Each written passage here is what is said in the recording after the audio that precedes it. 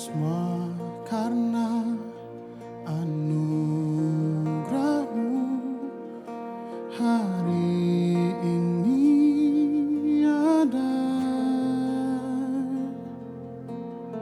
Bukan karena kuatku, namun karena Roh-Mu.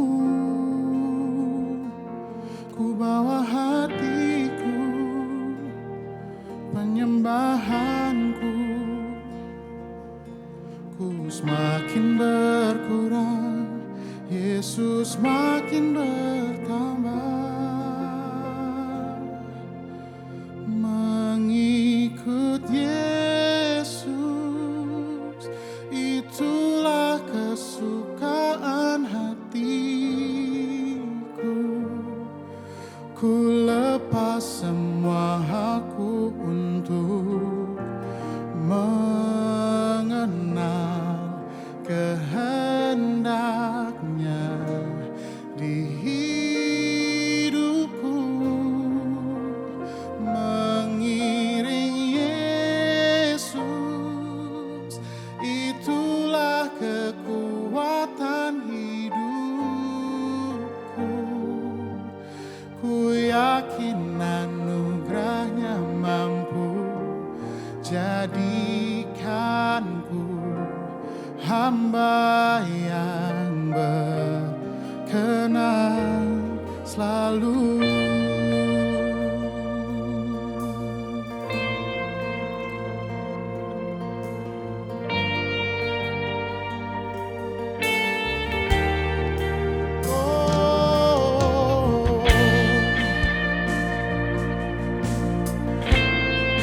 Ku mau berkenan selalu.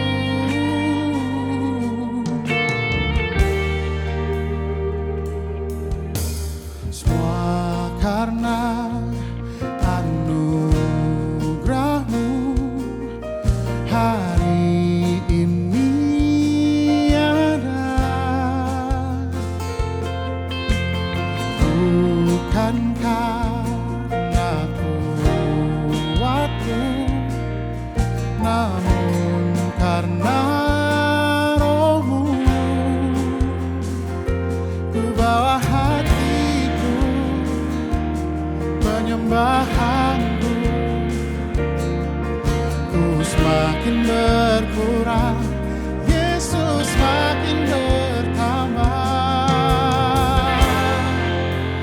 Mengikut Yesus, itulah kesukaan hatiku. Ku lepas semua hakku untuk mengenal kehendak-Nya di hidupku. Mengiring Yesus, itulah kekuatan hidupku.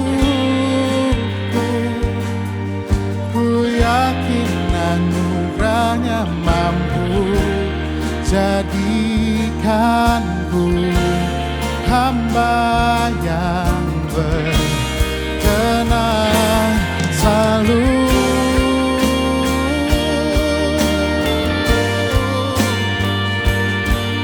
Oh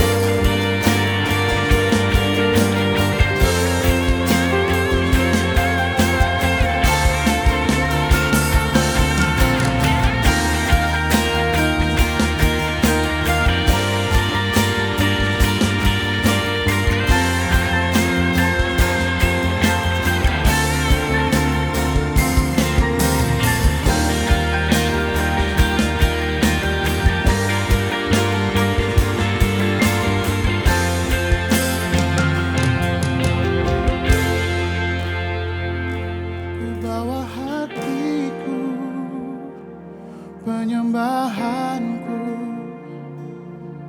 ku semakin berkurang, Yesus makin bertambah.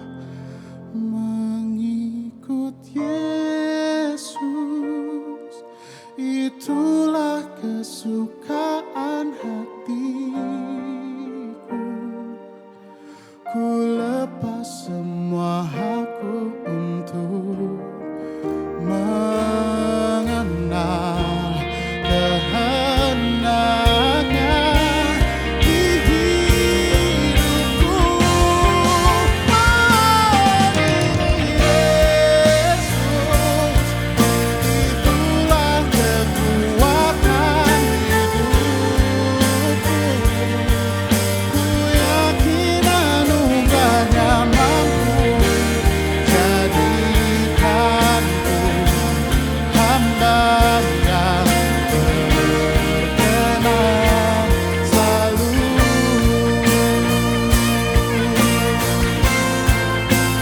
Berkenan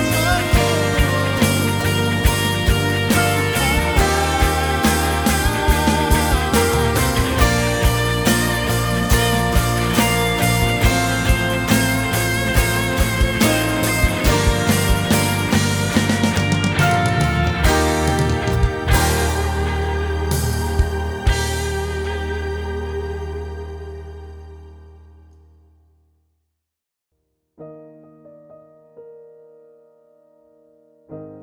Shalom saudara-saudaraku yang kasih dalam nama Tuhan Yesus Kristus. Senang sekali berjumpa dengan saudara di program Kuasanya Tak Terbatas.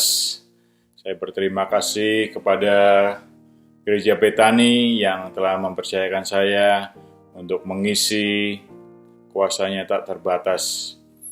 Di program kali ini saya ingin menyaksikan cinta kasih Tuhan, tetapi sebelumnya saya ingin memperkenalkan diri. Nama saya Charles Hutapea. Saya adalah seorang pendeta dan penginjil. Sebelum saya menjadi pendeta, saya menginjil di berbagai negara. Salah satunya di Cina.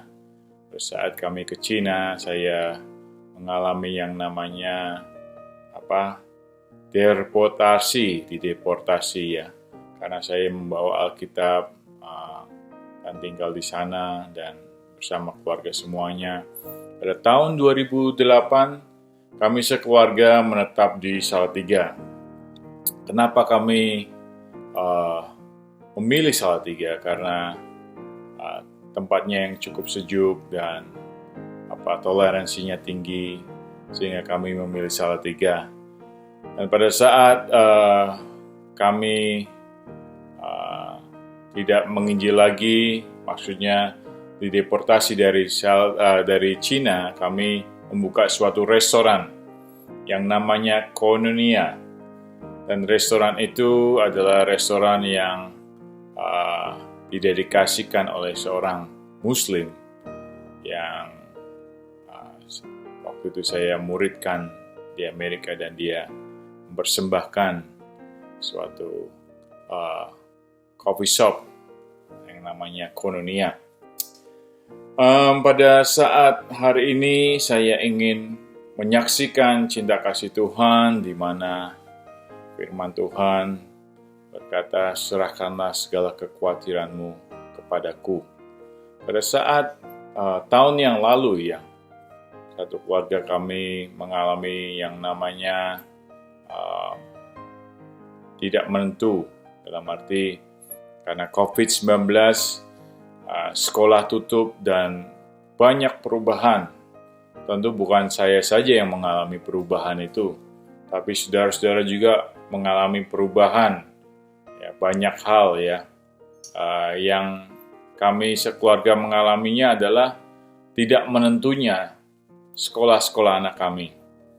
Anak kami yang paling dewasa sedang lulus-lulusan ya, dan waktu itu pun lulus-lulusannya tidak bisa diadakan secara normal, tetapi melalui Zoom. Dan pada saat itulah kami memutuskan untuk berkunjung ke Amerika. Sebenarnya kami satu keluarga itu tidak mempunyai rencana untuk menetap di Amerika. Tetapi setelah berjalannya waktu, kami kira COVID-19 ini akan berlalu. Tetapi tidak, saudara-saudara. Pada saat kami tinggal di sini, banyak hal yang terjadi. Bahkan kami harus meninggalkan rumah kami di Indonesia, dan terlebih lagi kami meninggalkan bisnis kami. Dari situlah saya merasakan ada yang namanya kehilangan kontrol ya. Saudara bisa bayangkan, saudara mempunyai bisnis dan masternya tidak berada di situ. Tuan rumahnya tidak ada di situ. Pemiliknya tidak ada begitu. Seperti apakah bisnis saudara apabila saudara tidak berada di situ? Pada bulan-bulan pertama saya mulai yang namanya mengecek lewat HP ya, CCTV ya. Saya mulai mengecek lewat HP. Pada permasalahannya adalah perbedaan waktu. Waktu yang ada di Indonesia itu misalkan di Indonesia jam 11 siang, di sini jam 11 malam. Itulah perbedaan waktunya. Jadi kadang-kadang saya mengeceknya sampai jam 1 malam, jam 2 malam, dan jam 3 malam. Dari situlah tidak adanya yang namanya kenyamanan. Ya, karena cukup jauh sekali. Dan waktu berjalan dengan terus, dan akhirnya saya memutuskan untuk ini tidak healthy, tidak sehat untuk saya. Dan terjadilah salah satu dari karyawan yang dulu, bukan yang karyawan sekarang, pencurian, saudara-saudara. Ada sekitar motor ataupun barang-barang salah satu yang karyawan kami mencuri, itu semuanya. Dan kami mempunyai kerugian yang cukup banyak.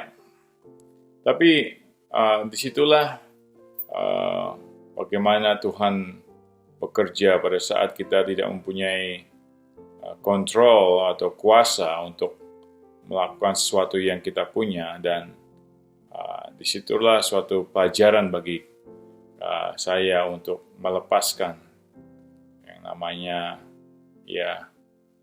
kekayaan ataupun harta duniawi ya. Dan akhirnya saya sendiri berusaha untuk mengganti hampir rata semua karyawan, dan kami perbaharui semuanya. Dan itu pun kami lakukan dari sini, di tengah transisi semuanya, transisi hidup, transisi perpindahan dari Indonesia ke Amerika, transisi gaya hidup, semuanya harus menyesuaikan. Tapi puji Tuhan, di tengah-tengah yang namanya badai itu Tuhan bekerja dengan secara sendirinya. Di setiap kami masing-masing diajar untuk mandiri, bagaimana melewati segala pencobaan. Dan pada saat ini, puji Tuhan, semua usaha yang ada di sana, setelah saya berserah kepada Tuhan, apa yang Tuhan inginkan, tentu tidak lepas dari saya tetap mengecek apa yang harus saya cek, tetapi tidak seperti dulu ya, setiap hari harus dicek. Tapi disitulah adanya yang namanya penyerahan diri ya. Pada saat kita menyerahkan apa yang kita punya, kalau Tuhan bilang percayakan kepadaku, Dia akan menjaga apa yang kita punya. Firman Tuhan saya ingat dia sendiri yang akan mengirim malaikatnya memagari rumah kita. Jadi saya percaya kalau dia bisa mengirim malaikatnya memagari rumah kita pada saat kita menyerahkan apa yang kita anggap itu penting, tinggal kembali ke kitanya. Pada saat kita mau menyerahkan kuasa itu ke Tuhan, atau kita mau mengandalkan kekuatan kita sendiri, maka Tuhan tidak punya kontrol terhadap kehidupan kita. Seperti orang mempunyai kepercayaan. Pada saat saya mempercayakan sesuatu kepada orang lain, tapi saya tidak berada di situ, saya memberikan surat kuasa. Saya berikan surat kuasa dari saya bahwa orang ini berusaha bisa menggantikan posisi saya. Karena saya memberikan kuasa. Baru-baru ini saya ingin memberikan kuasa kepada orang kepercayaan saya untuk menghandle beberapa yang perlu saya lakukan. Demikian juga dengan apa yang kita punya, usaha ataupun karir kita. Kadang-kadang kita harus memberikan kuasa itu kepada Tuhan. Pada saat kita memberikan kuasa itu kepada Tuhan, maka disitulah Tuhan bekerja untuk mengambil alih apa yang kita percayakan kepada Dia. Tapi kalau pada saat kita hanya bilang Tuhan itulah Tuhanku, tetapi kita masih mengontrol apa yang kita bisa, Tuhan hanya sekedar Tuhan nama saja. Tetapi pada saat kita memberikan kuasa kepada Dia untuk Dia bekerja penuh untuk kehidupan kita, disitulah Dia mulai berkarir untuk kita. Maka suatu pelajaran juga untuk saya bagaimana beberapa yang lalu saya berusaha untuk menghandle beberapa keputusan dari sini. Susah sekali, saudara, karena biasanya saya bekerja face to face, muka dengan muka, tidak pernah bekerja dari jarak jauh. Tetapi disitulah dimana Tuhan sendiri berkata, aku akan memberikan engkau seorang penolong yang sejati, ya, penolong yang setia.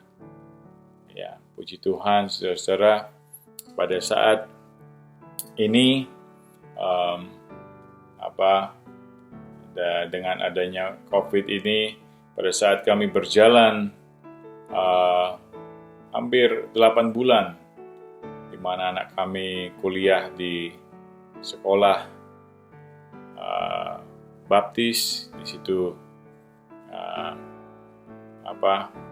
mereka tidak mau memakai masker, dan akhirnya anak kami kena dan satu keluarga kami terkena COVID-19. Pada saat kami mengalami yang namanya COVID-19 itu, di mana istri saya tidak bisa merasakan rasa lagi lidahnya, mana yang asin, mana yang manis, kehilangan rasa. Sampai berbulan-bulan tidak bisa, sedangkan dampak dari pada saat saya mengalami yang namanya COVID-19 itu, semua tulang saya merasakan sakit semua. Dan kadang-kadang ketakutan pun datang.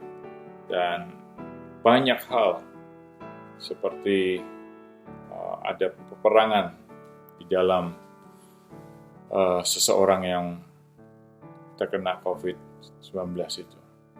Tapi saya cukup uh, berterima kasih kepada teman-teman hamba Tuhan yang telah mendoakan keluarga kami, sehingga keluarga kami bisa melewatinya, dan Tuhan juga campur tangan pemulihan yang terjadi, meskipun kadang pinggul tulang saya masih merasakan sakit sampai sekarang, tapi pertolongan Tuhan itu tidak pernah terlambat.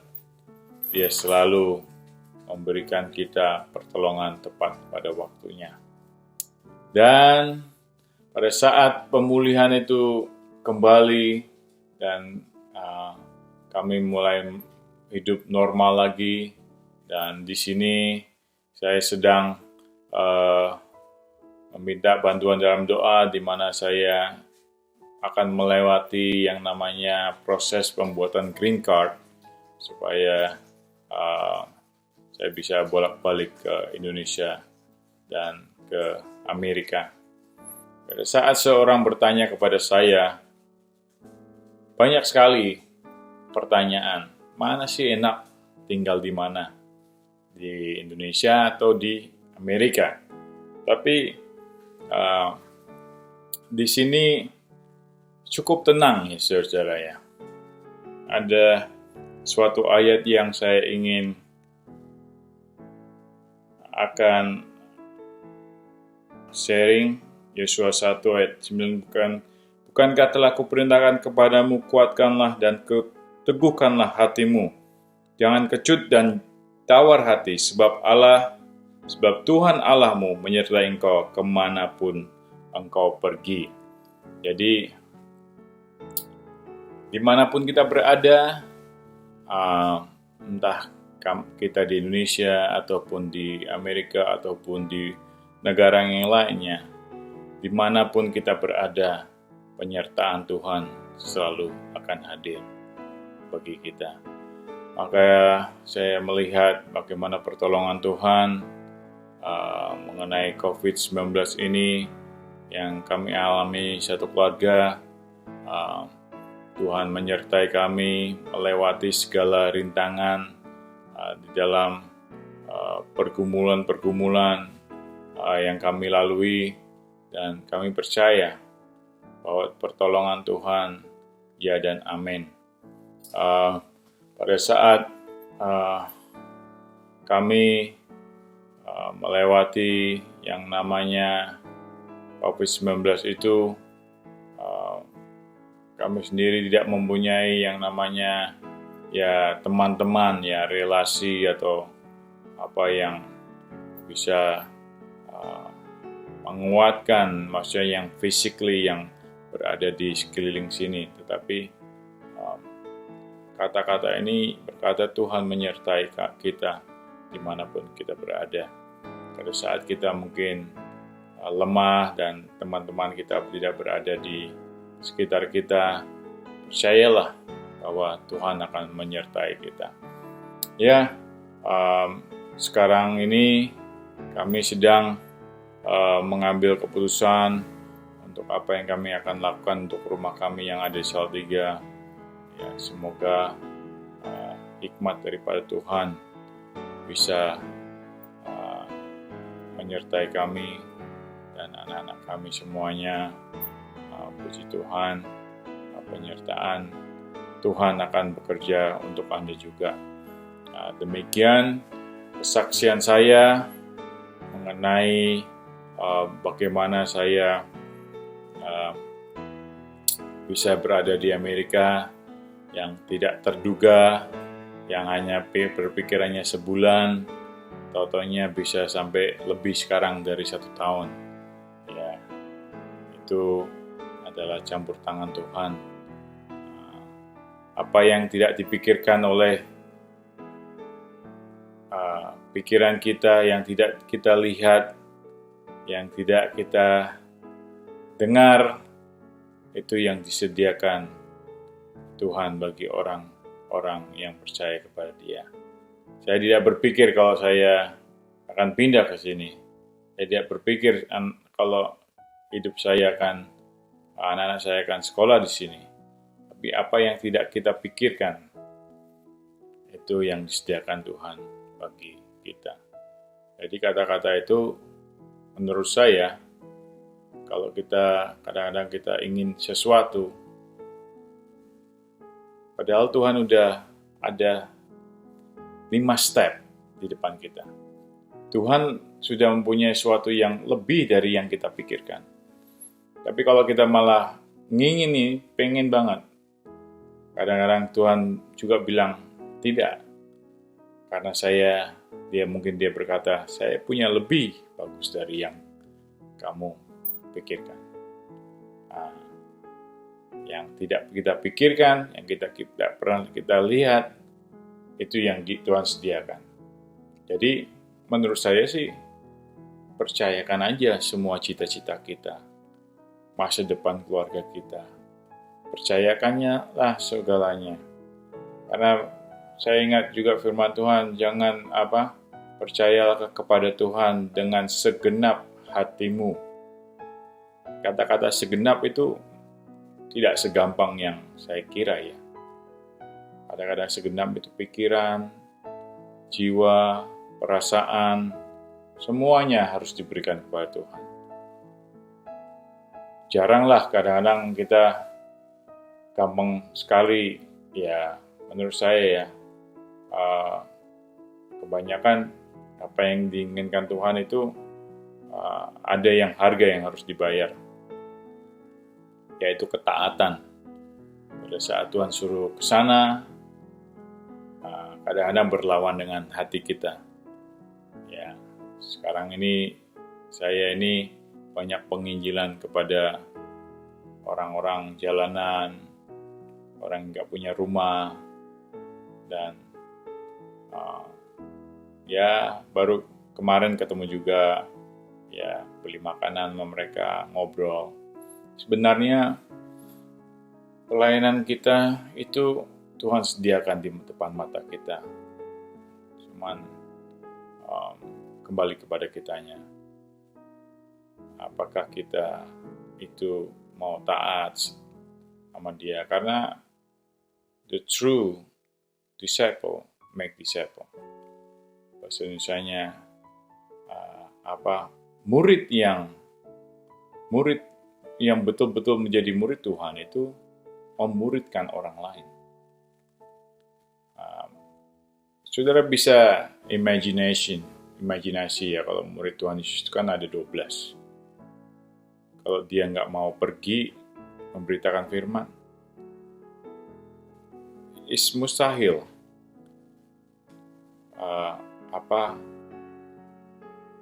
Gospel, firman atau kabar itu sampai ke Indonesia. Sedangkan Alkitab itu, setahu saya, buku yang terbanyak di dunia yang pernah diciptakan.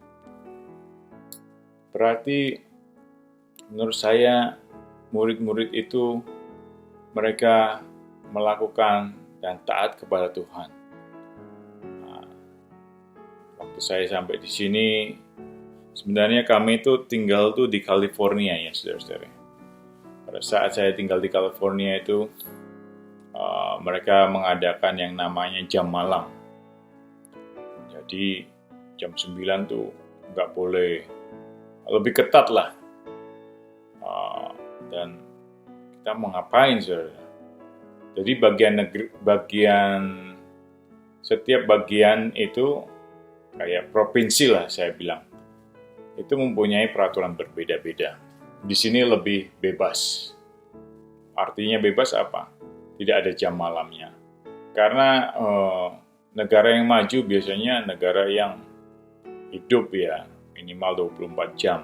Ada pabrik yang buka 24 jam, ada yang toko buka 24 jam. Situ sirkulasi keuangan berjalan. Maka pada saat itu kami memutuskan untuk jual rumah di California itu dan pindah ke bagian negeri sini. Ini namanya Tennessee. Di daerah sini, inilah pusat kekristenan yang paling banyak. Ada 800 gereja di daerah sini. Saya biasanya kalau di Indonesia minimal pelayanan sebulan sekali ya, minimal saudara. Ya pernah sampai maksimal 3-4 kali seminggu. Tapi sampai sini ya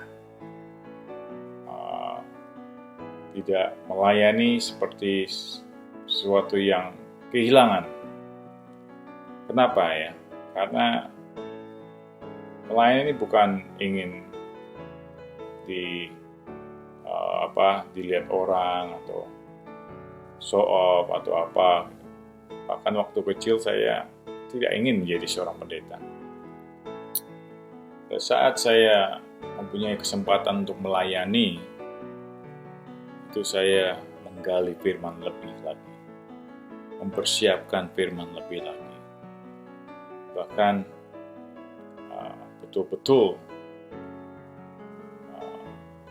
menyajikan. Memang Roh Kudus yang bekerja, tapi pada saat saya pindah ke sini kesempatan itu hilang. Tapi Tuhan berkata, apa yang ada di depanmu itu yang kau kerjakan untuk aku. Jadi saya, karena orang semua sibuk di sini ya. Yang tidak sibuk itu gelandangan. Yang tidak sibuk itu orang yang stres. Ya. Maka itulah orang-orang yang seperti itu yang perlu saya hibur, saya layani. Karena apa? Ya, karena Tuhan tidak pernah membeda-bedakan. Demikian kesaksian saya bahwa kuasanya tak terbatas dimanapun kita berada. Dia akan menyertai kita sampai pada akhir kesudahan. Tetaplah semangat, selalu berdoa, kita mendoakan satu dengan yang lain, stay safe, jaga kesehatan, dan jangan lupa berdoa senantiasa bahwa penyertaan Tuhan akan hadir di kehidupan saudara dan saya. Sampai berjumpa lagi, Tuhan Yesus memberkati. Terima kasih kepada Betani Salatiga, semakin maju dalam Tuhan, semakin semangat. Pada jemaat-jemaat Tuhan, jangan takut ke gereja. Kalau ke mall bisa, kenapa tidak? Utamakan Tuhan senantiasa. Amin. Puji Tuhan.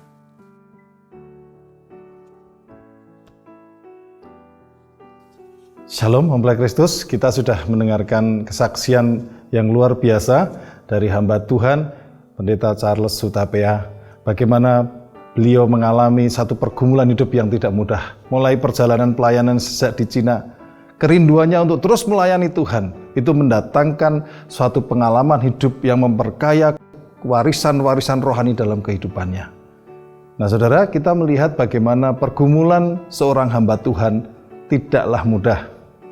Bagaimana Bapak Charles harus meninggalkan bisnisnya di Salatiga yang kelihatannya semua sudah mapan, sudah baik karena pandemi ini. Sesuatu yang tidak mudah karena harus remote, mengurus bisnis dari jarak jauh, dari Amerika lagi. Dan sampai di sana, ternyata bukan hanya permasalahan di dalam bisnisnya saja yang terkendala. Justru ada permasalahan yang lain, yaitu permasalahan kesehatan karena terpapar COVID-19. Tapi kita melihat pertolongan Tuhan yang luar biasa, bagaimana Tuhan tetap menolong dan melindungi anak-anaknya. Kita melihat bagaimana mujizat kesembuhan demi kesembuhan dialami oleh keluarga Bapak Charles. Dan saat ini kita mendengar kesaksian beliau sedang mengurus green card-nya. Saya percaya pasti ada maksud Tuhan bahwa melalui proses ini semuanya akan menjadi berkat bagi pekerjaan Tuhan. Oleh karena itu saudara, saya jadi ingat satu firman Tuhan yang berkata, jadi saudara-saudaraku, berdirilah teguh, jangan goyah, giatlah selalu dalam pekerjaan Tuhan. Sebab di dalam persekutuanmu dengan Tuhan, segala jerih lelahmu tidak sia-sia. Hari ini kita mendengar kesaksian ini dan diingatkan Bawaannya ada satu hal yang tidak sia-sia pada saat kita melakukan semua urusan kita, pekerjaan kita, semuanya di dalam persekutuan dengan Tuhan. Semuanya menjadi tidak sia-sia. Kalau sia-sia memiliki nilai 0, saudara. Kalau kita melihat ternyata di dalam kehidupan kita banyak hal yang bernilai 0 kalau kita mengerjakannya di luar Tuhan. Misalnya saudara, kita memperoleh jabatan yang tinggi, ternyata itu sementara, saudara. Kita memperoleh kekayaan, kita memperoleh nama besar, apapun itu prestasi, semuanya baik. Tetapi kalau kita mengerjakan itu semua di luar Tuhan, firman Tuhan berkata itu sia-sia, nilainya cuma 0, saudara. Tetapi kalau kita mengerjakannya di dalam Tuhan, kita punya nilai 1, saudara. Kalau kita ibaratkan kita punya nilai 1, saudara, kita taruh di depannya, maka digenapi firman Tuhan yang berkata, maka carilah dahulu kerajaan Allah dan kebenarannya, maka semua akan ditambahkan kepadamu. Semua yang tadinya nilai 0, kemudian di depannya, cari dahulu kerajaan Allah, dapat nilai 1, saudara. Maka hidup kita menjadi hidup yang bermakna. Kita belajar dari kehidupan hamba Tuhan, hambanya Bapak Pendeta Charles, bagaimana dia tetap mengutamakan yang satu itu, mencari Tuhan terlebih dahulu, sehingga semua aspek kehidupannya menjadi begitu bernilai di hadapan Tuhan. Nah, saudaraku yang terkasih, kita memiliki satu kesaksian yang indah dan sudah mendengarkannya. Mari kita renungkan dalam hati kita. Mari kita rubah prioritas-prioritas dalam kehidupan kita. Mulai semuanya dengan persekutuan dengan Tuhan. Supaya apa? Supaya kita bisa melihat bahwa hidup kita menjadi begitu berarti dan bermakna bagi kemuliaan Tuhan. Amin. Saudaraku, mari kita sama-sama tutup acara ini dengan doa. Kita akan berdoa untuk hambanya, juga untuk berdoa untuk mempelai Kristus. Biarlah kiranya melalui program ini kita semua diberkati dan boleh melihat hal yang baru, apa yang tidak pernah kita lihat oleh mata, tidak pernah dengar telinga, tidak pernah timbul dalam hati, yang semua Tuhan sediakan menjadi bagian kita yang indah. Mari kita berdoa. Bapa di surga, terima kasih untuk kesempatan kami boleh mendengarkan kesaksian yang indah melalui kesaksian hamba-Mu, Bapak Pendeta Charles. Dan biarlah melalui kesaksian ini kami juga dikuatkan, setiap mempelai Kristus dikuatkan dan dibangun imannya untuk terus bersandar melalui segala pergumulan, segala masalah, penderitaan, tekanan dalam kehidupan. Selama kami semua boleh tetap tinggal dan mengutamakan Tuhan dalam hidup kami. Supaya kami boleh melihat bahwa segala sesuatu, jadilah kami, penderitaan kami, pergumulan kami tidak sia-sia. Sebab ujungnya akan mempermuliakan nama Tuhan dalam hidup kami. Kami berdoa untuk hamba-Mu, Bapak Pendeta Charles, supaya dalam setiap pergumulannya selama saat ini masih ada di USA diberkati, keluarganya diberkati, seluruh aspek kehidupannya diberkati, dan di atas segala-galanya nama Tuhan dipermuliakan dalam kehidupannya. Terima kasih Bapak, memberkati setiap mempelai Kristus yang sudah mengikuti acara ini dengan berkat, perlindungan, kasih karunia, dan anugerah damai sejahtera di dalam nama Tuhan Yesus Kristus. Haleluya. Amin. Amin. Amin. Terima kasih.